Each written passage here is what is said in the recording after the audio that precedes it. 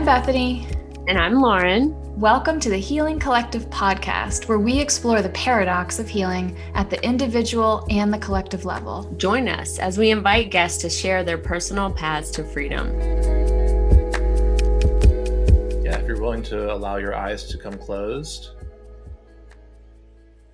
and see if you can arrive instantaneously.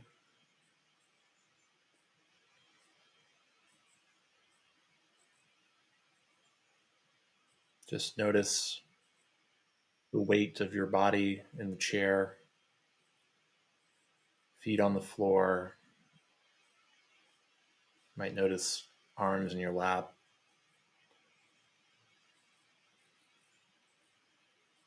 There's no need to do anything. Gravity will keep you here all on its own.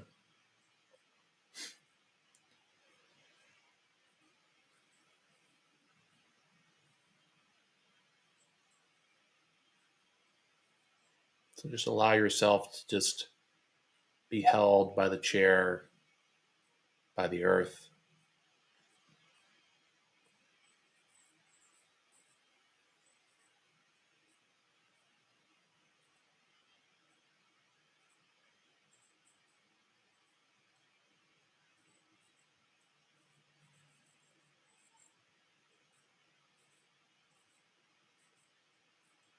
And notice the breath as it comes and goes.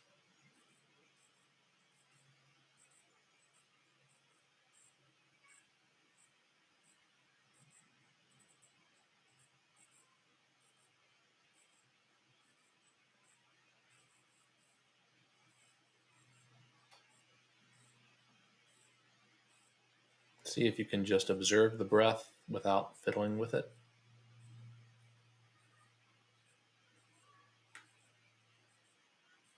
Almost as if you're carefully approaching a deer in the woods.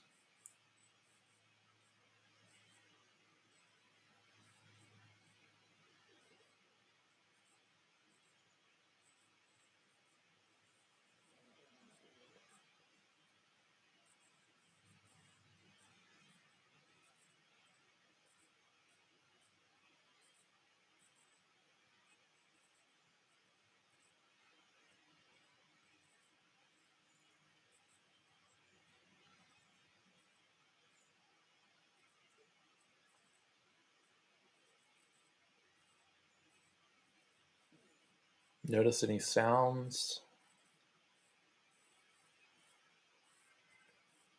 how they simply arise and arrive instantaneously.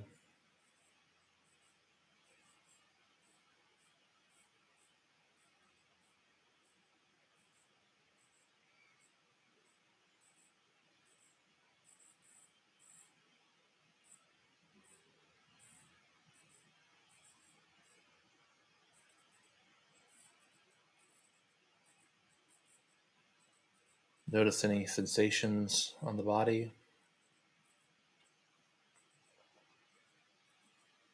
Temperature, tingling, popping, swirling. Any tightness.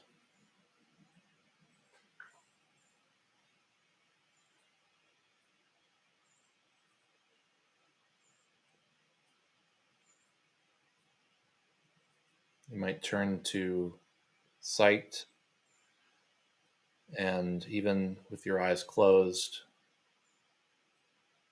notice the patterns of shadow and light.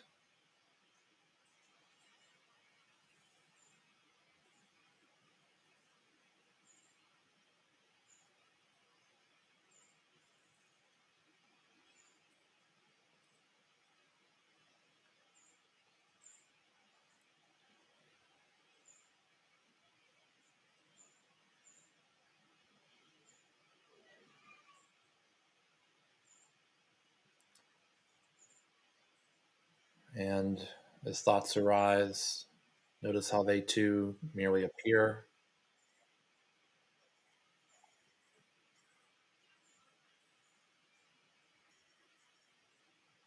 like the sounds in the room, sensations in the body,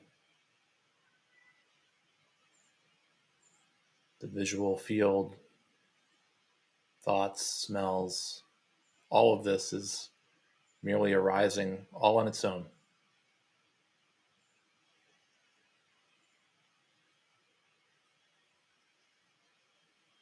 Just as gravity is keeping you in the chair, notice how you're not actually producing any of these sensations.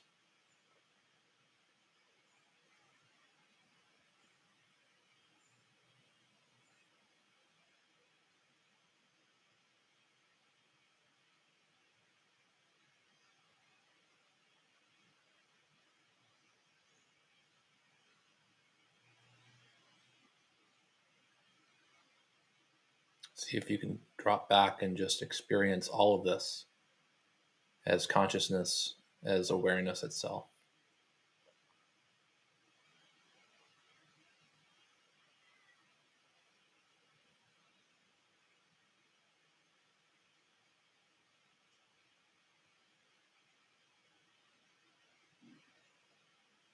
And when you're ready, allow your eyes to come open and gently return to the room.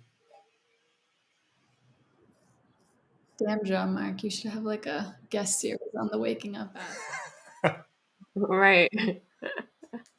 I was having like a full-on trippy experience with the birds outside the window. Yeah, you really have a gift for that. Oh, thank you. Yeah, you do. Well, I have a couple things on my mind. One, I want to tell you about my dream. And two, like one of my favorite conversations with you ever. I don't even know if you remember this. We were at Coach's, like in the kitchen at the retreat house. And we had this like huge, like long conversation about the singularity and like all these like pieces of that. Like that's one of my favorite parts of you is like, I make up that your intelligence goes super far out and then like comes back in. And I don't have a lot of people in my life who talk about it that way. Just talk about consciousness through that. It's like a intellectual, spiritual crossover lens. So I'll come back to my dream. I'm sure it'll come up at some point, but I'm just curious, like, and I make up that your journey since I've known you has been kind of more of an experiential application. Like, what does consciousness look like in my everyday reality? So I don't know. What does that bring up for you? Just hearing that, and what do you think about? Yeah, I remember. I don't know if I remember the exact conversation. I remember having several around the intersections between there was a singularity, the Fermi paradox, whether we're in a simulation. There's some interesting threads that we've intersected there. I think certainly my predisposition is to be more of a head type. As an Enneagram 7, I do spend a lot of time, intellectualizing and thinking things through in a cerebral way. But I think what's been helpful about this kind of work has been learning to activate the heart center and the body center and kind of have a more integrated, experience of consciousness. So I do often take it up into my head, and it's fun to engage you there. But yeah, I think what you're pointing to is that I've certainly felt over the last few years, a lot of these practices have helped me have more of a visceral kind of body heart experience of the concepts as opposed to just like intellectualizing about it.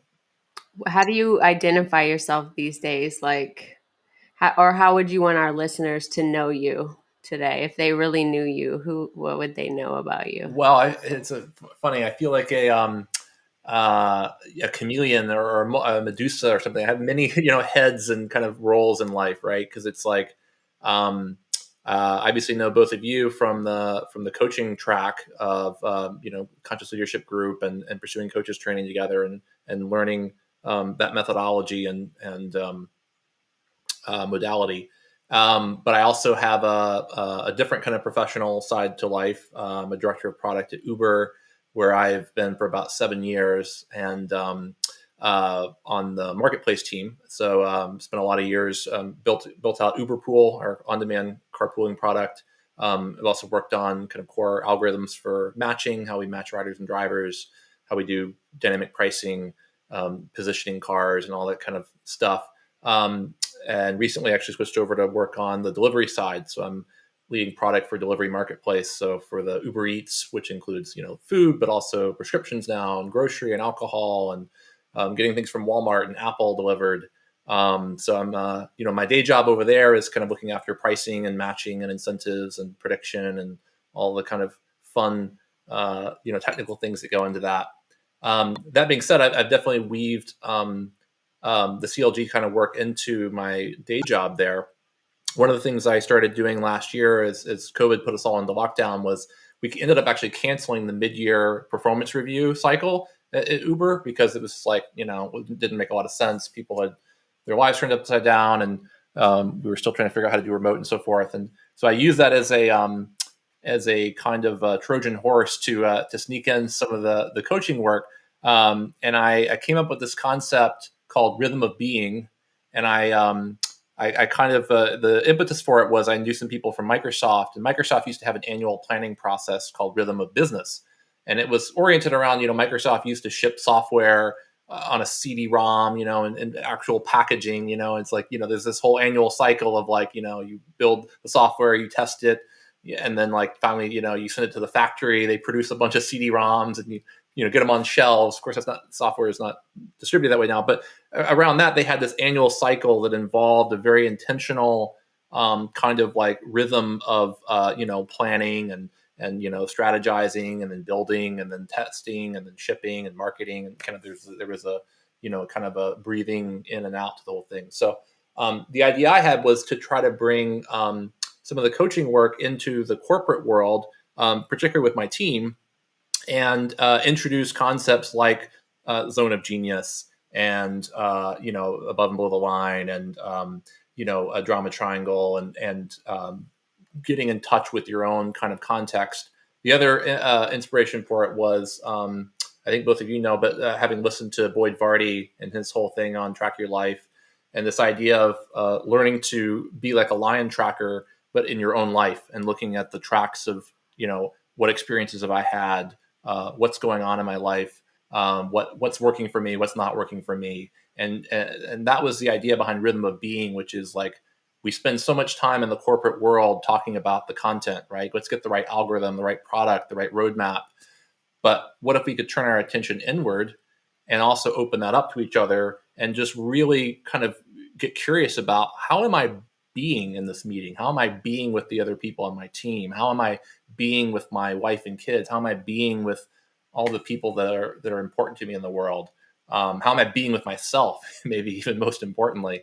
And so it was a real opportunity to kind of weave the coaching stuff that I've learned into kind of my professional life at Uber.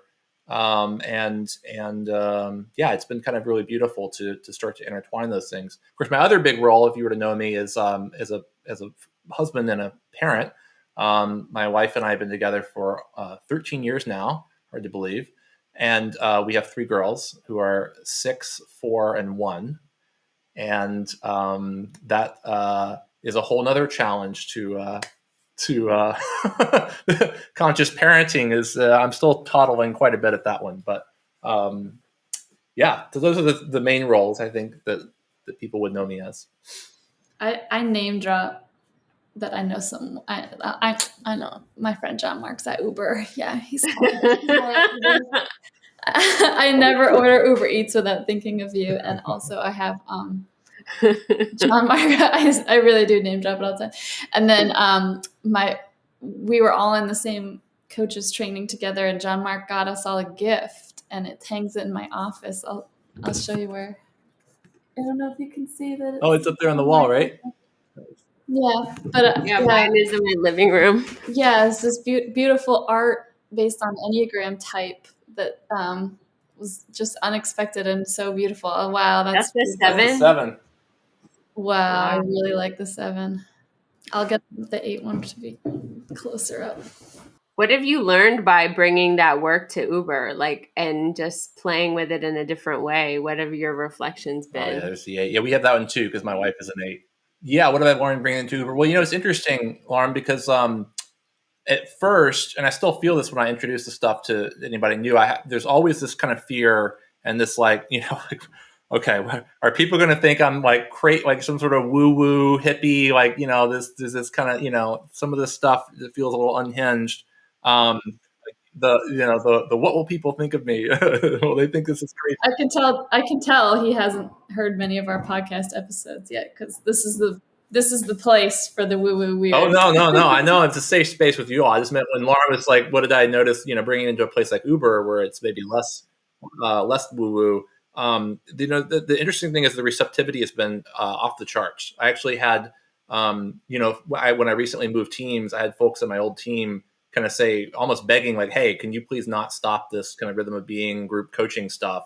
Because like it's super valuable." I had one guy tell me that it's changed his life, not even his professional life, but just his personal life. He's got a meditation practice. He's dealing with addiction differently. He's thinking about, he's like just kind of re-architected his life, and it's really had this big impact on him.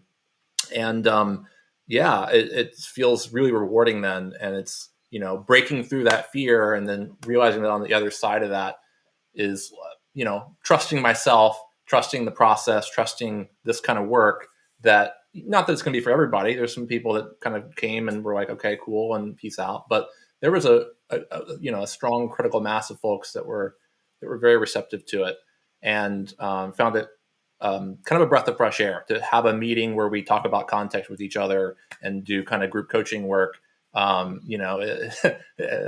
After a week of content meetings, it's a nice counterbalance. That's beautiful. Yeah, I noticed like one, my energy's so up, and just thinking, in this moment, sometimes I get really overwhelmed with the state of the world, or even in my own process, and thinking about you bringing that work there, and Bethany bringing it to Mega Food and to like environmentalism, and like I'm really working on bringing it to this the relationship to racism and whiteness, and I don't know, that gives me hope, I guess I would say, on, once, and I can relate to how vulnerable it is, and how every time I step into a context that I assume people are imagining is professional, but bringing some of this type of work to it, there's just this like edge there, and a vulnerability on the part of the facilitator to see, do you believe this belongs here, or something like that? Yeah, totally. And I'm reminded of all of Brene Brown's stuff on vulnerability too, and just how counterintuitively how powerful vulnerability really is, right? Because it's like it really is. It feels scary to do it, but doing it is such an act of leadership and an act of service, because it opens the door for others around you to be vulnerable, and it makes it okay. It makes it safe. And time and again, I notice that when I do that, when I'm willing to step into that vulnerability, it cracks something open in myself first and foremost, and then typically creates an environment where others then feel safe to do the same. One of the things I remember most from our coaching year around you, John Mark, is when somebody, I don't know who it was, Maddie, or I don't know, put up one of the Boyd Vardy podcasts, and you were just like strongly resonating with it. And I think you were like one of the people who were you one of the people who was going to go do one of the no, I think Jem posted the podcast, and then I listened to that Track Your Life one that he did on the Invest Like the Best podcast, and I remember I listened to it, commuting home from San Francisco, and I remember just being like, whoa, like shit, I think I got to go to Africa and hang out with this guy. Like this is.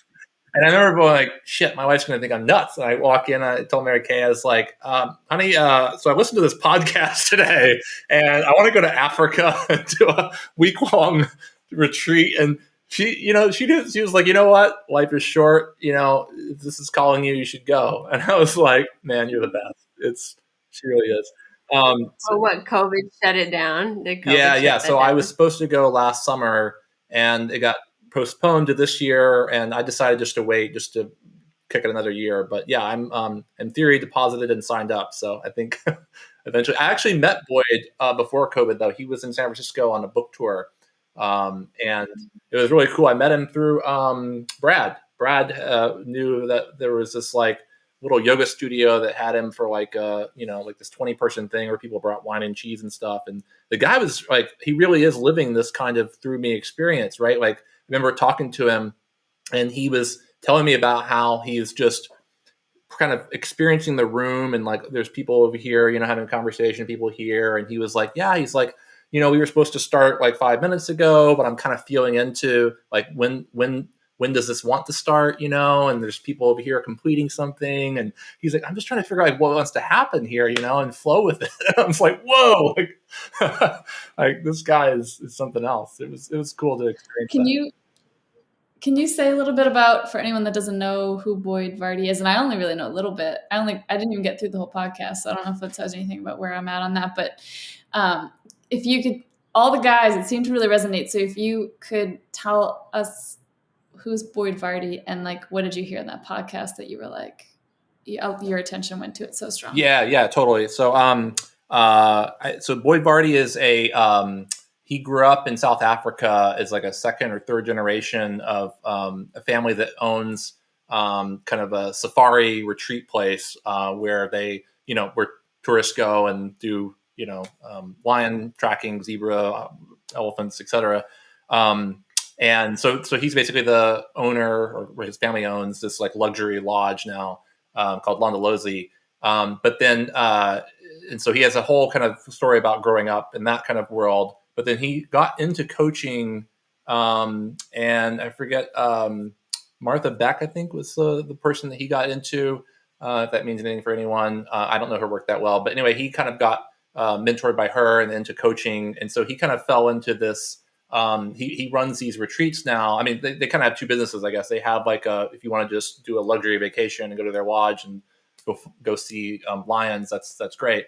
But then he also runs kind of coaching programs.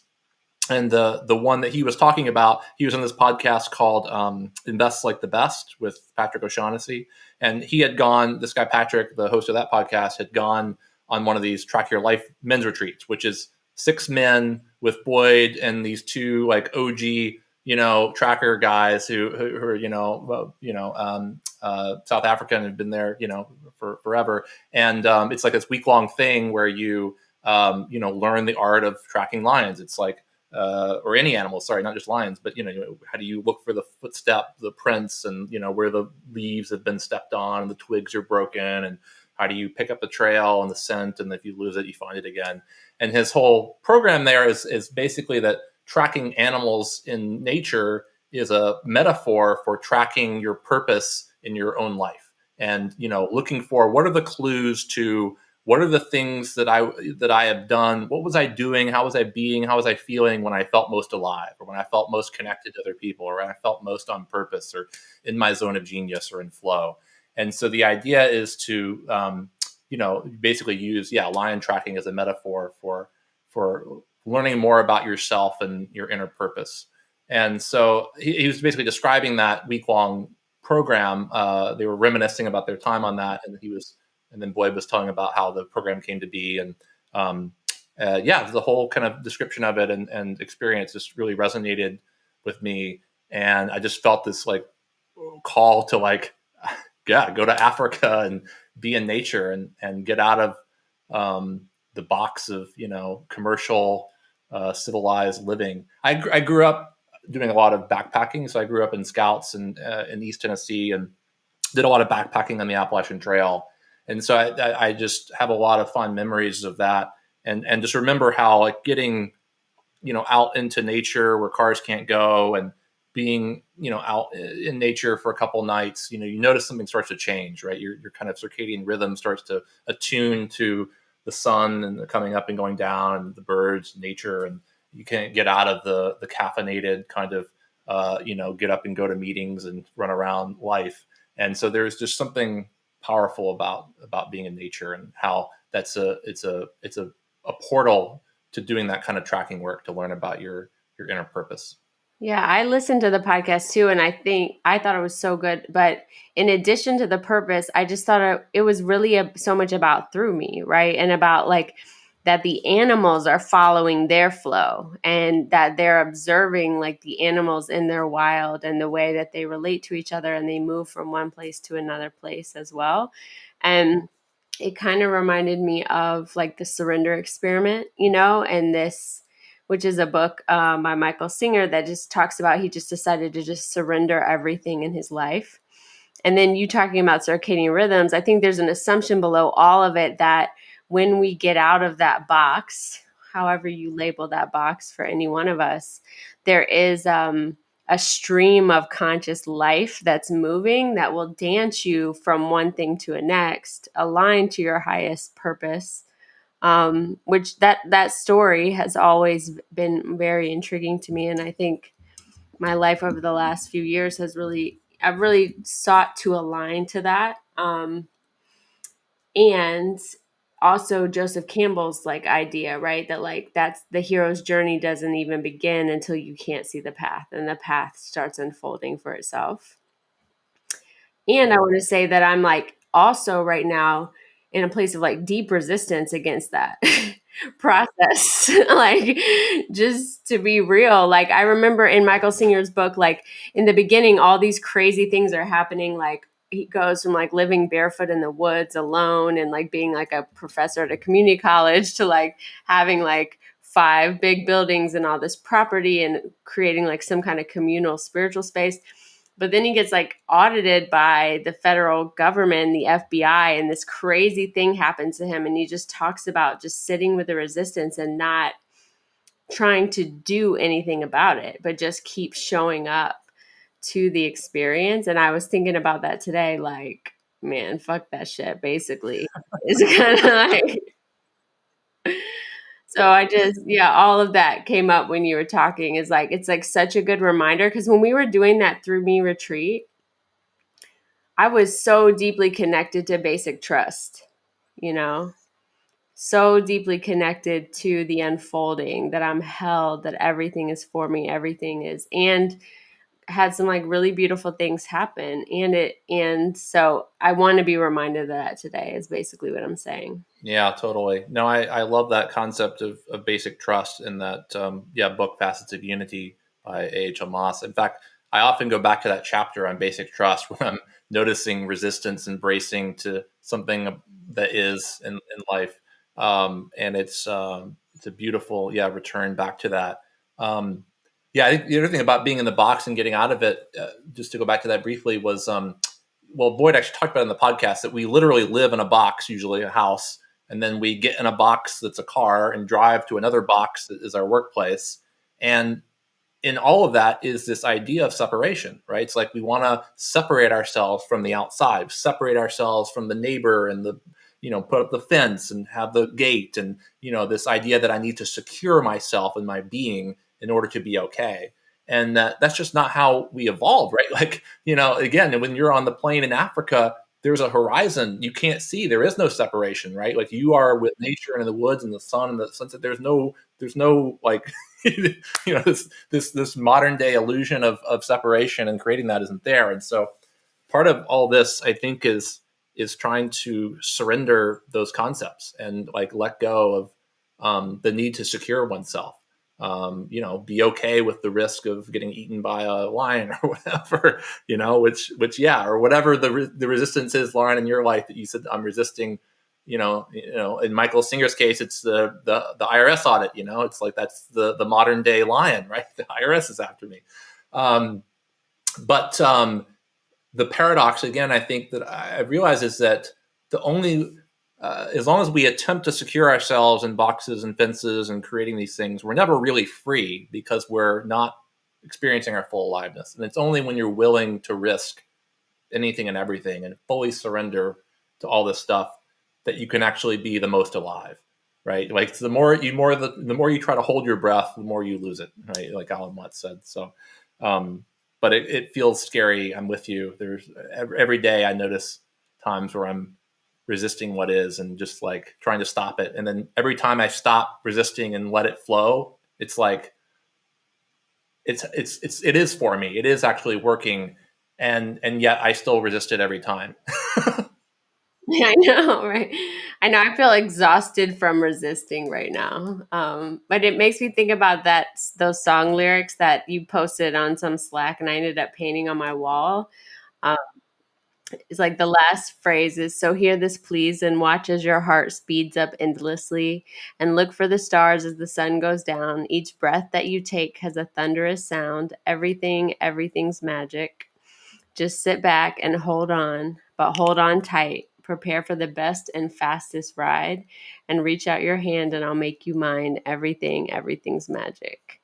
And that part about hold on, sit back, hold on tight, prepare for the best and fastest ride is definitely, like, to me, when you surrender to flow, what you're getting on the ride. For some of us it might, like, I even like this metaphor of a game. I'm like, I think it really is. I think we really are in a simulation. I think this is a video game, and I think when you get on the roller coaster, you're on, like, the, I don't know, like, the most direct path to whatever level your avatar has called up. Well, yeah, I mean, Elon Musk said we're in a simulation on Saturday Night Live last week, so it's going mainstream now.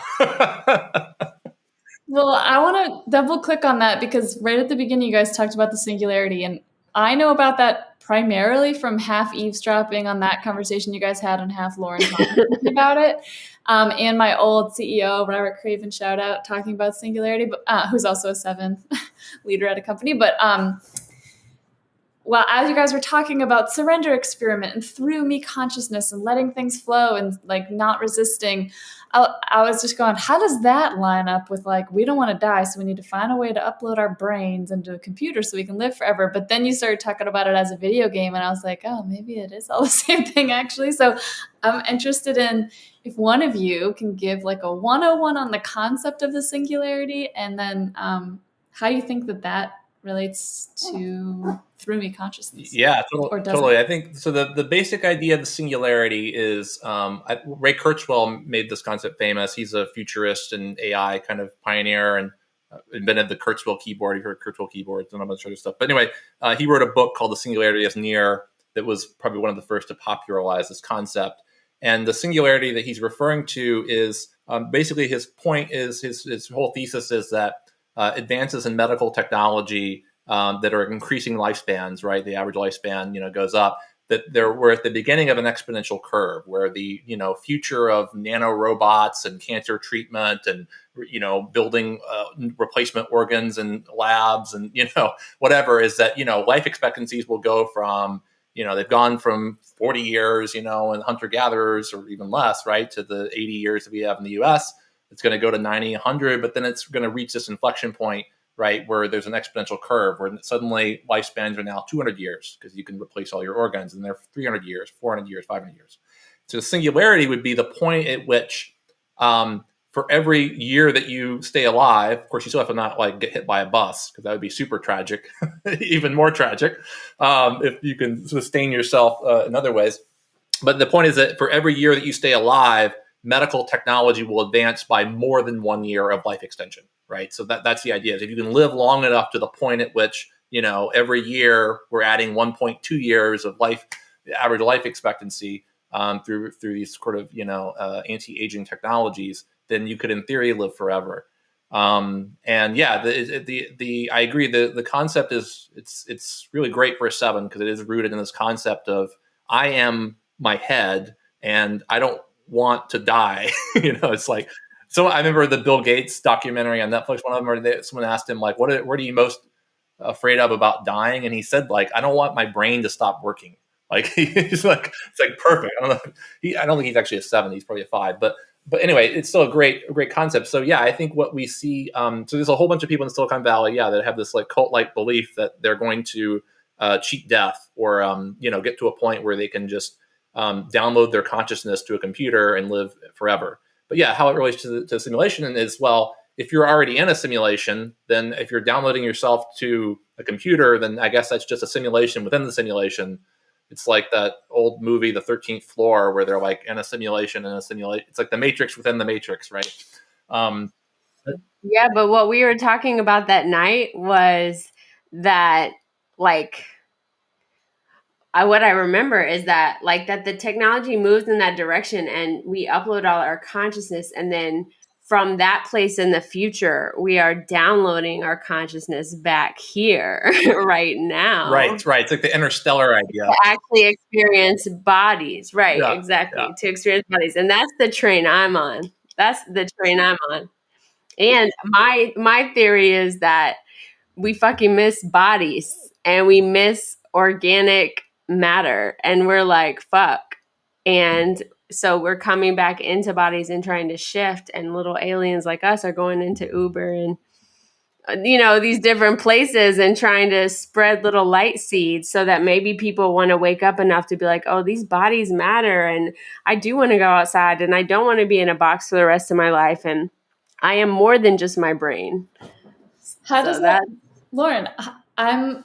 I love, like, my energy goes so high when you say we miss being in bodies, and I'm wondering how you're relating to your body at this moment, because I know that lately you've been like having stuff with your body. So like, if you're in your place of knowing, or a place of like having a sense that being in a body is like a really sacred, special thing that people savor, and that once they don't have, they want to go back to. How does that land for you? Like, Yeah, that's actually not a new feeling for me. What's true is like, because it's like there's like I know that and I feel that, and I'm constantly aware of like this technology, and my awareness has been trying to heal the generational trauma in this body to actually be fully embodied to enjoy the technology, because I feel like what I came into was so blocked and so out of whack. And so what is happening more recently, especially, I think I told you that I've been working with this energy healer. And so what she's really helping me, or what I believe is true, is like that not only are we bodies, but the body emanates a field that's also connected to another field. And that's like a data center. So the physical body is really just a GPS for the energetic orbit that is like around you. But so at the level of energy, the idea would be I could just heal my body like this, but I have to become aware of that energy field, right? I become aware of it through my body sensations, through my feelings, and through my emotions. So the experience that I'm having in the last couple weeks, especially in doing this energy work, is like she went through different parts of my body and different organs, and was like, this organ is functioning. My sacral chakra was at 1%, which feels absolutely true. My sexual circulation was super down. I'm like, yes, yes. And she was able to support me at the level of energy, and I feel like my body is starting to be like, oh my God, this is what I needed, because it wasn't getting, like things were not in whack. So I feel like part of my journey in this life is to learn to drive a body, as the spaceship of you're simulation. Ubering a body. That's right. And you're trying to drive the body from presence, and rather than let the 8-year-old personas drive the body, right?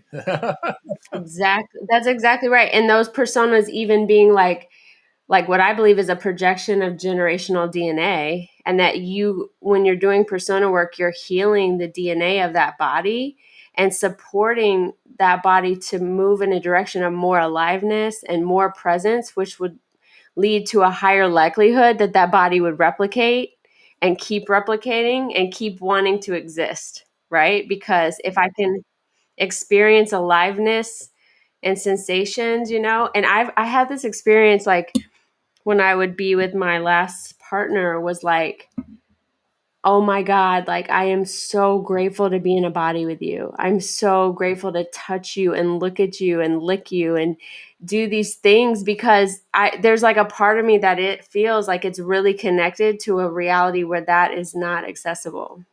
John Mark, how do you feel about being in your body?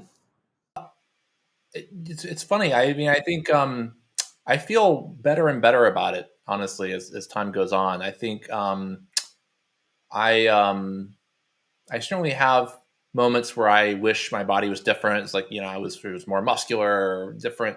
I wish I was more coordinated. I know, like, a lot of growing up, I wasn't big into sports, and I still look kind of awkward when I try to catch a ball or play someone's like so there's like those moments of contraction where it's like, I wish my body was a little bit different, but no, I think also just having kids and seeing how they just grow into their own bodies, and my kids, some of them are a little bit more. So one of them inherited, I think, a little bit of my clumsiness, and one of them, the baby, the youngest one, is actually, she's jumping up and down off this little crossbeam thing out in the yard the other day, and like amazingly coordinated at 16 months. So there's hope that, maybe one of them will escape my genetics. But no, I think back to the earlier point we were making about getting out of your head and getting into the body. For me, it's been really kind of what Lauryn was saying, just to appreciate and that part of things, right? And just like, whether that's, even if it's not always kind of like welcome sensations, it's like, it's hot out, or like, my body's tired of hiking up. We have a really steep driveway, or kids like to complain about it. It's like this 150 foot kind of straight up, but we push the stroller up and walk up, and it's like but it's great. It's like you said, it's like, I'm alive, I'm here, and I'm experiencing this full body sensation of what it's like to be in the world and moving in it, and with it, with these other little humans and people around me. And there's something really real about that. Yeah, when you drop into it. I'm having a connection to my dream right now. Oh, great. I think it's Okay, time to let's hear tell about you your about the dream. dream. In the dream, like, it really felt like I was in an alternate reality, and you were were paraplegic. Like, but Stephen Hawking's level, like, where your mind was so important and so advanced, and you were not with your body. And there was the thing that was so significant was the emotional connection I had to you, and like how we knew each other. It was just like this like deep knowing and like acceptance. I think I was like scratching your head at one point and stuff.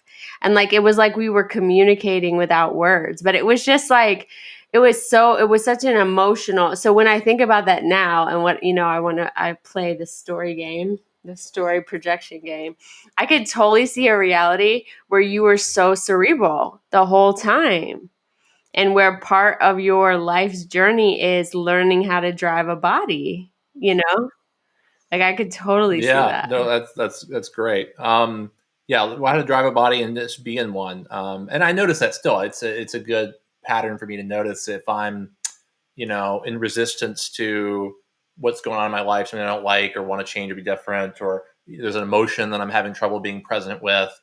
There is that tendency to go, whoop, let's go back up in the head, and let's either intellectualize out of it, or go shop online or look at Instagram or whatever it is, but as a mental escape from the body. But yeah, I love that. I love that. It's just learning how to be in and drive a body. I'm gonna I'm gonna keep that one. And I've also thought about how like normalized things are, right? Like imagine in the very first body, or we can see it with babies all the time. Like the first time they taste something they've never tasted, the first time they touch something, like how that, like, there's probably no more extreme, amazing experience than coming into a body, forgetting what it was like to be here, and to like have that sensation level experience. And how the more numb we are to those sensations, the more numb we are to that experience, the less awe we have, the more we have to create sensationalism to try to shock ourselves into some sense of awe, And so it's like, I don't have any problem with like super gory movies and all that. Like, I'm not into it, but it's cool if someone else is. But I make up that, like, yeah, the more cerebral we are, the less we feel like we need these bodies, the less awe we can experience with them, the more sensational we have to make other things. Yeah, you're right. I mean, I see that in so much in culture, where it's like, you're right. We need to create more and more false sensationalism. Yeah, gorier and gorier movies, or create elaborate roller coasters, or yeah, whatever. To Or even just food. Yeah. Like we have created hyper palatable food. It's not real We're food putting at sugar all. in all the food so that we get that kind of like Extreme like experience, like adrenalized experience, or just like, yeah, whatever the heightened, like this heightened thing. And I don't think it's because being in a body is boring. I think it's just that we skip so much stuff that to get our attention, we need these like big ways to actually be in our experience, because we are not dropping in, tuned in, listening, experiencing in a subtle like way. Yeah, totally. So We've just desensitized ourselves, and so we think that we need to make it bigger and bigger in order to have that experience. But and I think that's too, by the way, one of the gifts of the seven when you get grounded is that you're able to experience the magic and wonder that you seek in the ordinary everyday moments, right? And it's like this experience of like the sunset with my kids, or walking up the steep driveway again, but like picking blackberries along the side that are growing and like tasting that and experiencing that, right? It's like heaven really is in that ordinary moment if you're willing to drop in and the see it. magic. Yeah, the magic. Back to That's everything's where the magic. magic I is remember there there. was this concert my wife and I went to a few years ago, up just north here in San Rafael, and we were seeing this violinist Daniel Hope play, who's one of the, I think, best violinists in the world. He's fantastic, and he was playing a remix of Vivaldi's Four Seasons that was composed by this guy Max Richter. And so he's like, we're in like the front row. He's like 10 feet from us, and he's playing some. It wasn't Stradivarius, but it was some other crazy, famous, expensive violin that was made like 400 years ago, by some Italian dude or whatever. And just remember this moment of like, I'm holding my wife's hands. I'm like watching this guy. He's moving the bow so fast that like it's like the vibrational energy of that, and just like you can't even see it. And there was this sense of just being connected. Like he's connected to this violin, which has its whole history, and the music, which has been written by this guy that was written by someone else before, and then we're hearing him, and I'm holding my wife's hand, and we're like here together. And like there was just this moment where I kind of dropped into this experience of oneness, and just like it was surreal. It was like I didn't need it was better than any movie or roller coaster that we could have invented. And it's there, it's available right in these sort of ordinary moments. It's just so hard to access it. But like if you can, it's like holy shit, like that was amazing. Yeah, it's like, and I think that's what it's like means to be awake. It's like, oh, holy shit. Like actually, holy shit. I had a really womp day today, and I woke up in like the worst mood. And then, well, one, I like got in the car and got Taylon, who's 14, and was like, let's just go walk on the beach.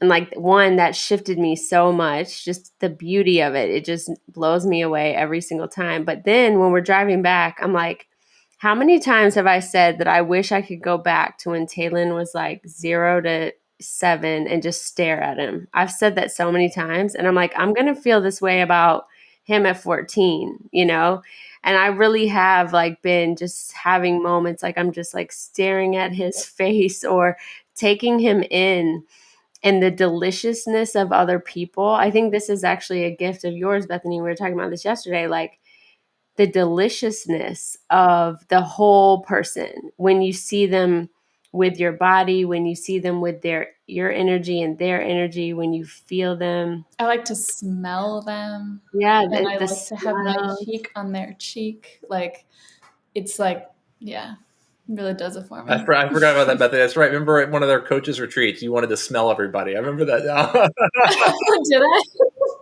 I don't remember that, but that sounds right. Yeah. And I had like, I'm pretty 72, but like, I like just today, I'm doing the somatic experience practitioner training, and we have like half-hour breaks. And for bemoaning living in New England with the associated weather most of the time, like, just first of all, I love this house I live in. It's like a simple house, but I love like every wall and doorway and texture and how my feet feel on the rug. Like there's so many things that I just love so much. And then going out on the little side porch and having the sun be on my skin, it's like a blissful state. So we had like a half-hour break and the sun came out, and I just like let the sun be on me, and there's literally nothing I want for in that moment at all. And I don't know, my story is maybe if I lived in California, I wouldn't feel that way about the sun maybe, but like there's just some way where even there's right out this window from me, there's this beautiful tree with cherry blossoms and they're still pink and they're starting to fall. But this whole week I've just been looking at this tree, just like, I can't get over how beautiful this tree is. And that it's just really something. And I don't know that I mean, I've slowed down quite a lot, but like, man, I sure do soak in those moments now. Well, a year ago, I was not doing that though. I want to say that, like, I think that's the big thing for me is the contrast. Like when you're saying that, I believe you and I like know that experience. And if you were sharing that, and I've had people share stuff like that and be like, I remember being like, why are people so into plants in their house? Like, what's that about? You know, it's like, and like, you know, I basically left Chicago and lived on a ranch for like 3 months with even very little Wi-Fi. And there was no box. It was just like that horizon you talk about. Like that's all there was. And there was like a tiny little box that you went into when you're cold, but it really, really shifted everything. So now when I go back in the box, I start to feel like if I'm in the box too long and I am not hugging a tree, which I literally do every day now, and putting my feet in the sand and putting my hands in the dirt, or I don't have plants in the room, it's the opposite. It's the inverse, right, of what happens when we get so conditioned to the box. I just love that I have seen the wall in your house where you painted the lyrics that John Mark showed to you, and that I went to the place in Colorado and I know the expanse on the horizon you're talking about. And when you talk about it, the fact that I know what it feels like in my body to walk out on the porch at the ranch and see what's there makes me feel really, really connected to both of you. Well, that's what I was thinking is like, would we have like to deal with so many of the things we deal with in the world if that was just happening all the time? That like I was having experiences and I could find those experiences in you and we could feel those experiences and share what they feel like. If I was really taking in people and like their deliciousness, if I was connected to like the life and the personality of the trees around me, like it just seems like a lot of that other stuff would kind of fall away. Well, maybe virtual reality will offer the opportunity that or the simulation, right, to experience life as someone else. You know, Have you played on the I haven't Oculus, yet. John No. Mark? Oh my God. Well, that was the thing. It just reinforced. I'm like, I'm just so right about everything around me. It's like you put it on and you create a boundary for yourself. You're in like a blank canvas kind of situation. And you make a circle around you and it's like that's your energetic field, and if you step outside that boundary you wake up and you're like, oh, I'm actually in my kitchen, I'm not in this simulation anymore. And then you turn on the game and it is just like whoa. It's a whoa.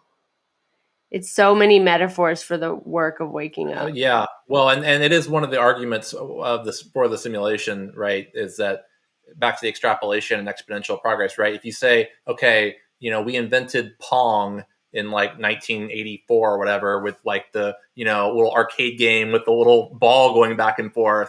And then like 40 years later, we have Oculus and you're like, holy shit, like that's a lot of progress in like, virtual reality, so to speak. And you say, well, how good will virtual reality be then in 100 years, 500 years? Oh, right. It'll probably be indistinguishable from real life. Oh, wait, that means that this right now would be indistinguishable from real life. So it's a way to reason yourself into an argument for the simulation. John Mark, I was thinking about when you were saying that like you have some resistance in your body or to being in your body and judgments and stuff sometimes.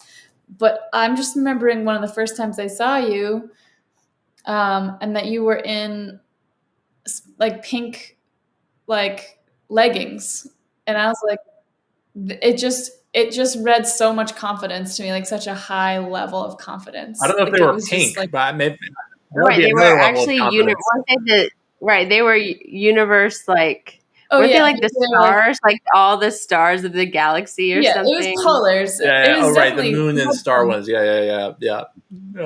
There was definitely some fun like they're smart leggings, and it just read so confident to me. Does that resonate for you? Like, Yeah, I think. Well, I started doing yoga. I don't know. I actually first started. I went to my first yoga class when we were in Chicago, actually down the street. It probably would have been 2011 or 2012.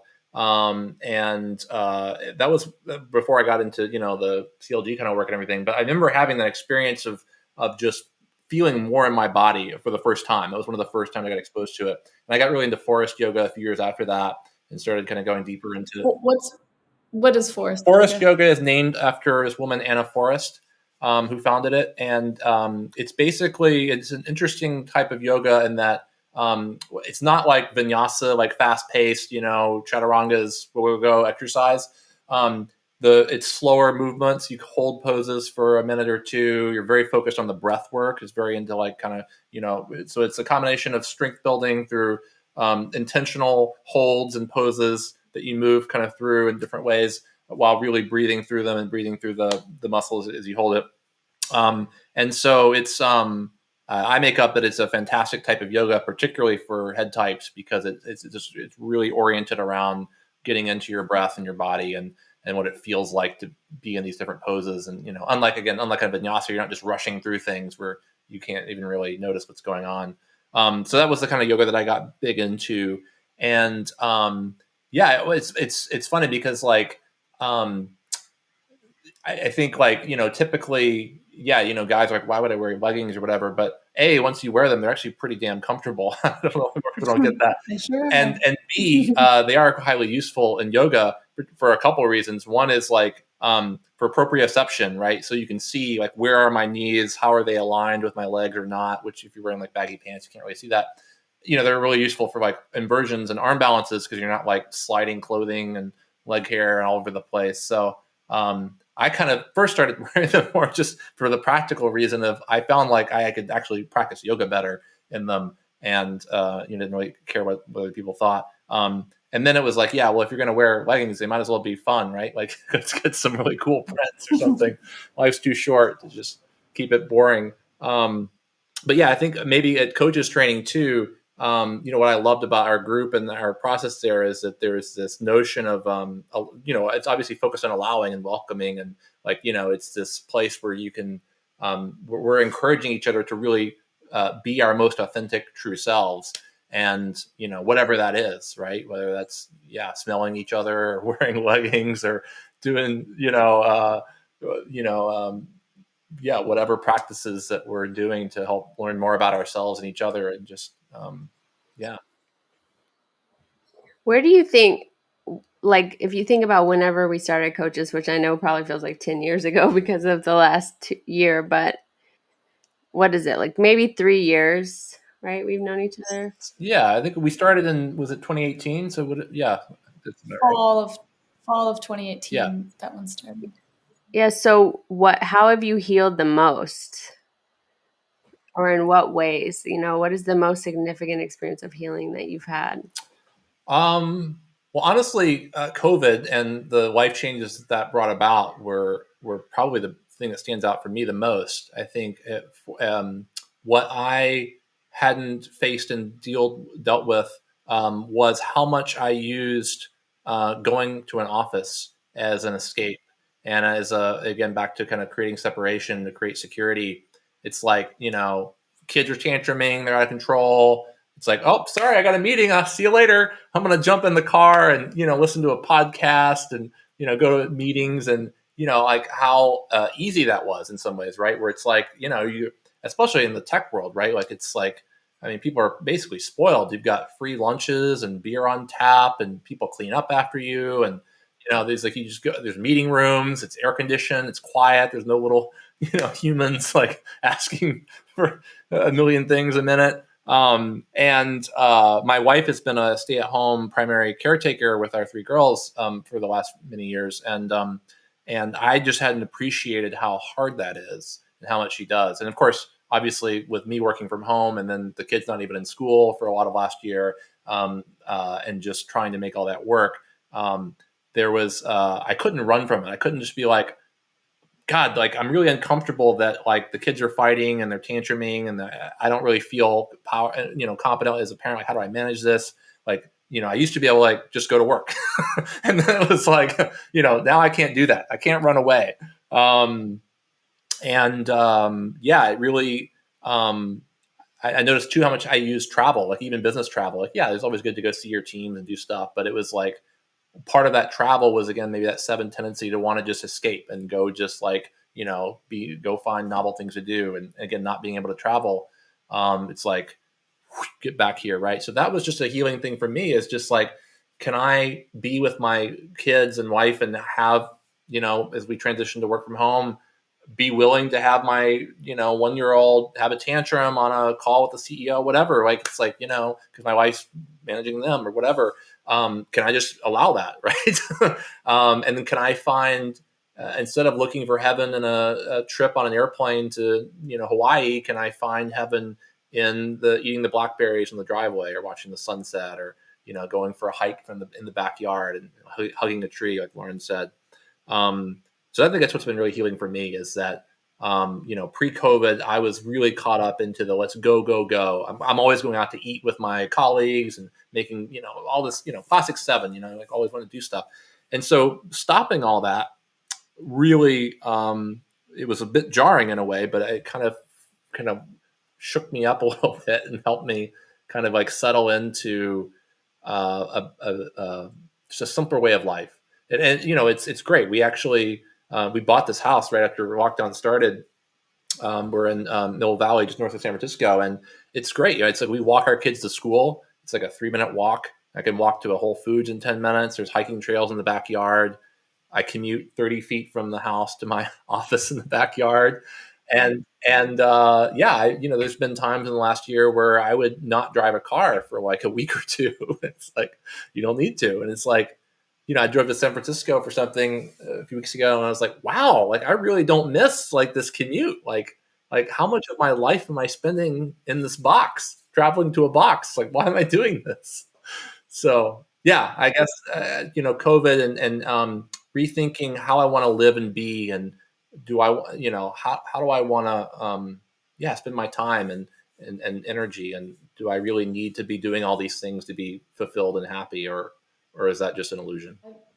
I got caught on what town you're saying you live in, because I'm pretty sure my cousin just moved there. I want to say over the summer. She moved from Hong Kong, but she was my best friend growing up, and I think she's in Mill Valley. And that'll probably be the place I go whenever I show up in San Francisco area next. I'll probably be in Mill Valley, so I'll look you up and have some blackberries.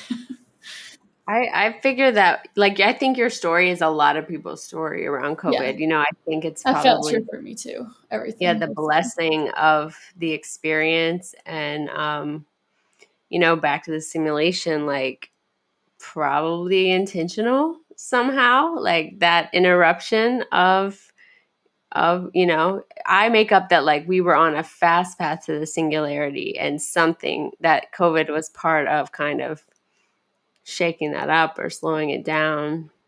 Well, just even the reduction in greenhouse gases and like pollution and stuff from people stopping moving. Oh, it was insane. We watched this documentary on Apple TV. I don't know if you did elsewhere too, but called, I think it's called The Year Earth Changed, or it's narrated by David Attenborough, who did, like Planet Earth and stuff.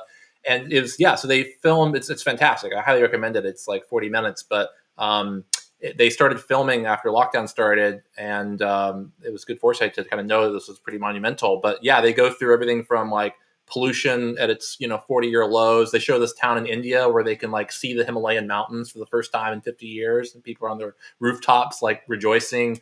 The whales can communicate via sonar because there's no cruise ships in the Alaskan Channel, and they're like willing to leave their cubs and stuff. Is like penguins are migrating through this town, like these what was it? There was these antelope that like used to get fed by tourists in this like Japanese monastery, and then there was no like tourists giving them crackers, but they remembered that there was like grass, a grassy area, and like 3 miles away, and like they remembered how to get back there, and all this like crazy shit about how nature is just sea turtles were having record breeding years in Florida because there's no spring breakers on the beach, and I mean it's like I mean, Lauren, I wonder about that when if you're willing to connect COVID to a through me experience and what wants to happen, like, is this just the earth like resisting, our subservience of the domination and global warming and colonialism, and the earth almost just pushing back and being like,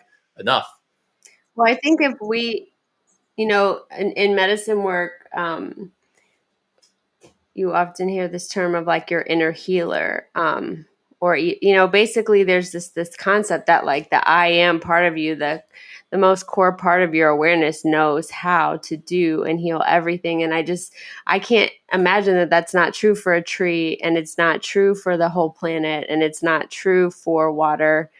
And I hear you say that, Bethany, is like, it's just us getting out of the way. So that kind of brings me back to my own journey around my body.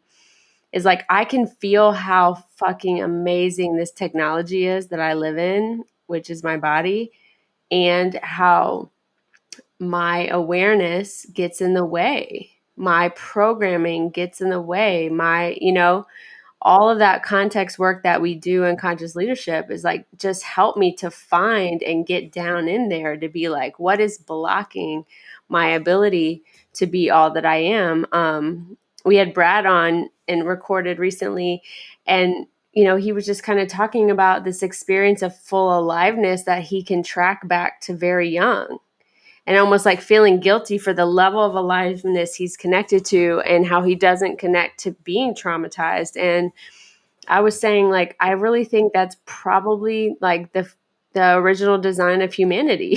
Like, was that experience full alignment, and also it's more than interconnectedness, it's like coordination, like that we would be so connected and attuned to ourselves that through me, or that energy of the earth plane, the energetic field of the earth, like coordinates us with other beings. Right. And like, like even bears, like if it rains, they know in their body, they start to go to higher plane, higher land, because something in their body tells them that that something is coming. Like, I think we all have that attunement, and that attunement is likely coordinated, which is why I also think Board Variety's experience of tracking is probably so powerful, because if you're in like a situation where the wild has been preserved and you can observe it, you can observe the natural coordination of all things. And you start to remember like, oh, like maybe me controlling everything on my fucking schedule and, being in control of my whole life, like maybe I'm missing something with that safety that I'm creating for myself. Maybe there's an adventure out there for me that I'm not available for. I said that's the truth right there.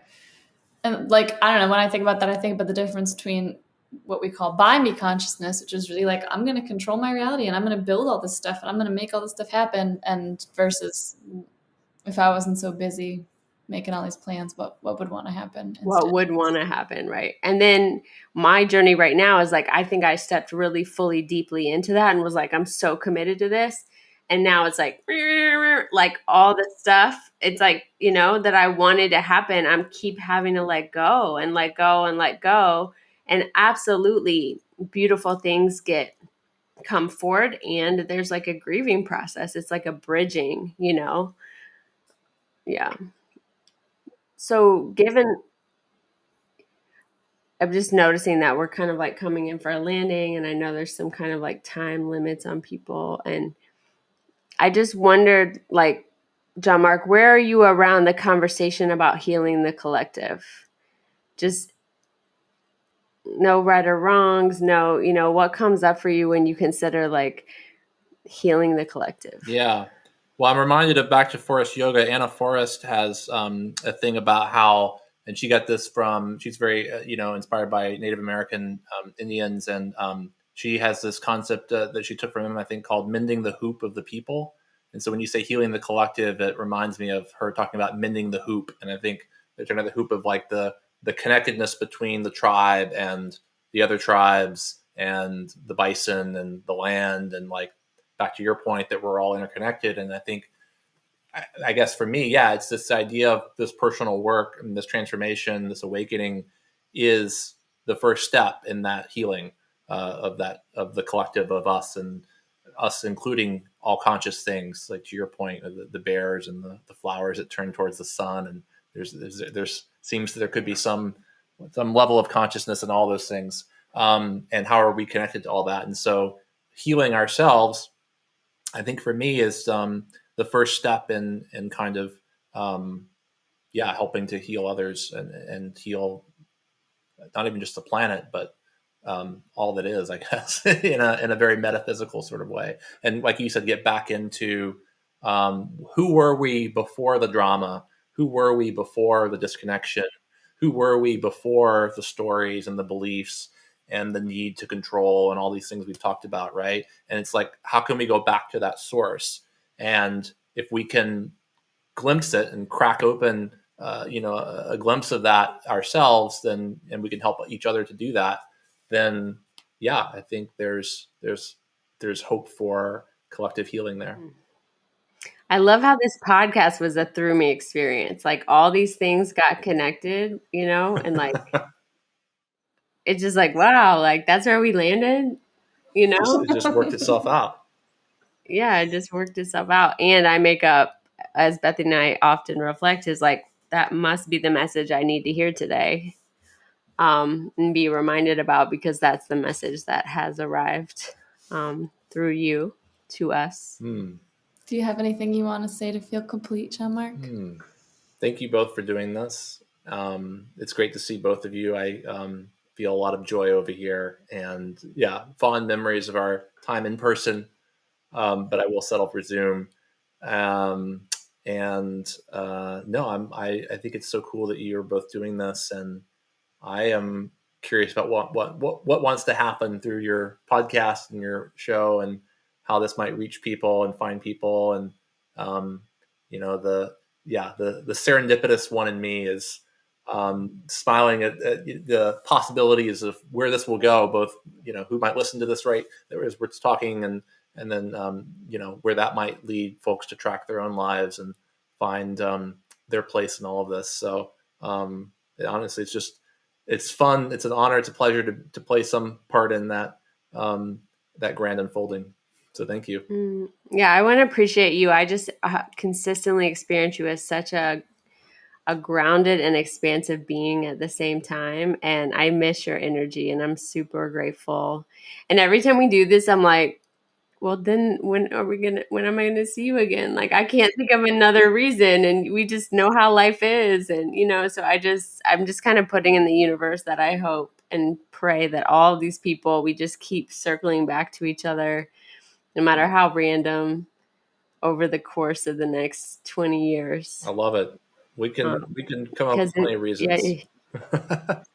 Yeah, because there's a way that being with all of you reminds me of who I am, reminds me of the highest version of who I want to be, and I just experience you and the people we're connected to as delicious. Mm-hmm. Thank you for your time. Thank you. You're very welcome. Hey everybody, if you've got any feedback for us, we welcome it, or ideas about future guests, email us at healingcollectivepod@gmail.com. Our website is thehealingcollectivepodcast.com. We are at Healing Podcast on Twitter, and we are at Healing Collective Podcast on Instagram. Special thanks to Monda Creative, who edits all of our podcasts, and Two Tall Women Productions, who produce. Thank you.